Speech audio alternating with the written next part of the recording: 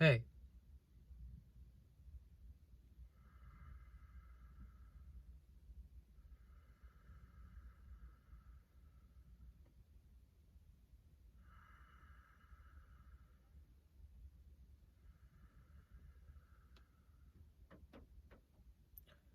I've never recorded a video like this before. I'm parked inside my car outside of my apartment. It's more like a motel, but I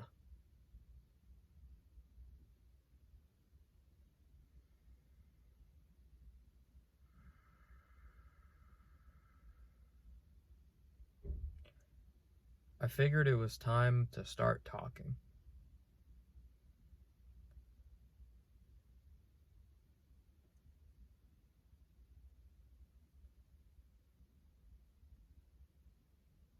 For a long time,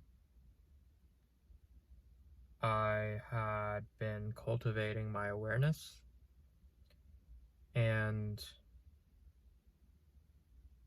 making sure that when I spoke, it would be from a place of authenticity, a place where things are not up for disagreement, but simply directly experienced.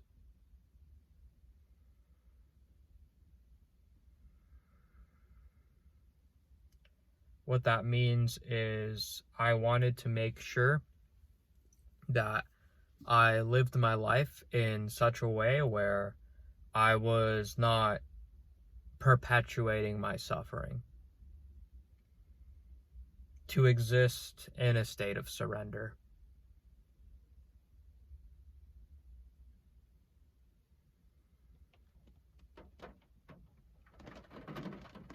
I think when it's raining a little bit, when people, and by people I just mean a common misconception that some people have about surrender, is that it is futility. Not quite. Surrender is the awareness and complete non-resistance to life itself. Now, it's easy to think that non-resistance to life means that you're giving up, or you've stopped trying, stopped pursuing goals, stopped making progress. That's because thinking itself, the overactivity of the mind, is resistance to life.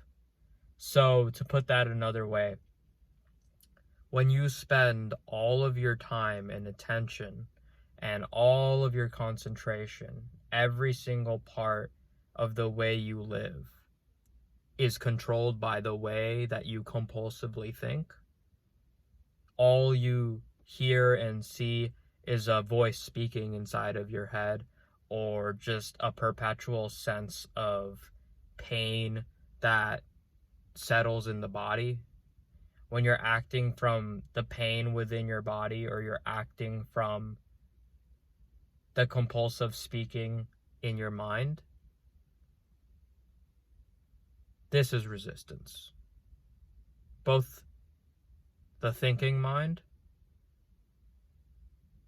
the voice that consciousness can become attached to, and this is a term, actually, reading this book right now. It's really good. A New Earth by Eckhart Tolle. It's the second book that I read by him. First one is Power of Now. It is about spirituality. A term from that author is the pain body. And it is exactly what it sounds like. It's just the pain within your body that is either acknowledged or unacknowledged. Most of the time it is unacknowledged. And the refusal to acknowledge the pain body is what perpetuates the pain body.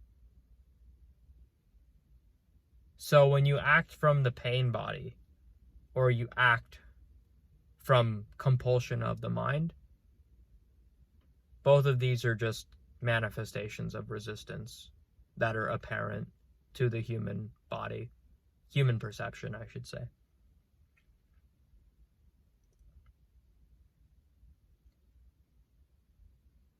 By human, I mean the energetic vessel of the mind. That is to say, the space inside your head where thoughts float, and the energetic vessel of the physical body, like the muscles, the bones, the aches, the irritations, the itchiness, the discomfort, the soreness, all of this. These are manifestations of resistance.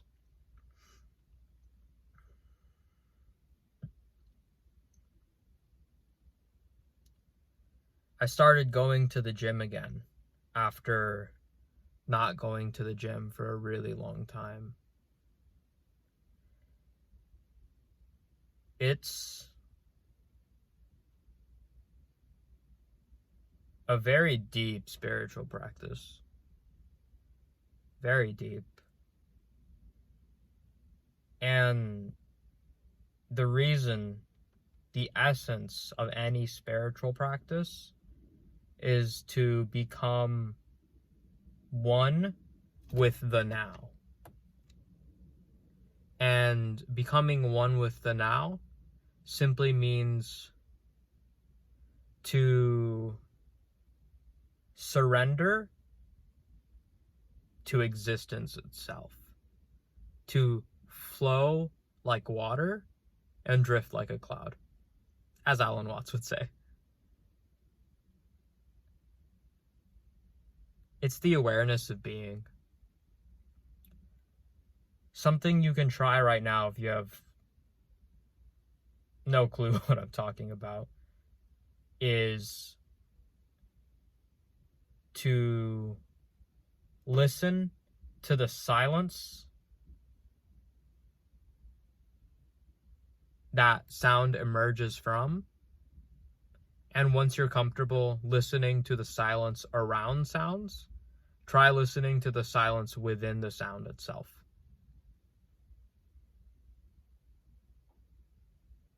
Another method of doing such spiritual practice is by paying attention to the space between forms.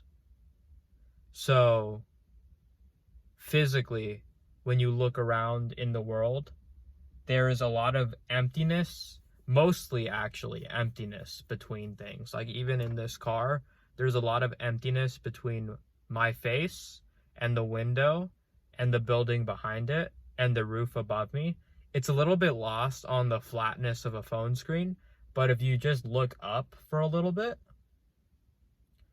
the depth of the world is incredible. The nothingness in between things from which form emerges, space itself, is incredible. When you pay attention to the nothingness, it brings awareness to the internal nothingness. Because when you can recognize something either internally, meaning inside your body, or externally, meaning outside your body, you actually just foster awareness. So if I can recognize emptiness outside of me, it automatically triggers the emptiness inside of me because I'm just aware of emptiness. Whether it's within me or outside of me is irrelevant. It's just emptiness. It's the same thing with all things, really. If you resist, let's say, shame inside you, you'll resist shame when it presents itself in other life forms. So let's say that your friend is feeling ashamed. Instead of simply accepting the shame and allowing the shame to be, you'll maybe try to comfort them or validate them in a genuine attempt to support them.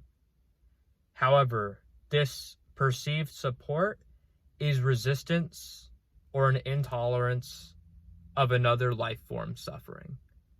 And an intolerance to suffering, whether it's your life form or another life form, is just an intolerance to suffering. You won't be able to recognize it within yourself. And if you do recognize it within yourself and it's not at peace, you'll just resist it. Resistance is resistance regardless of whether it's internal or external. There's not a significant difference.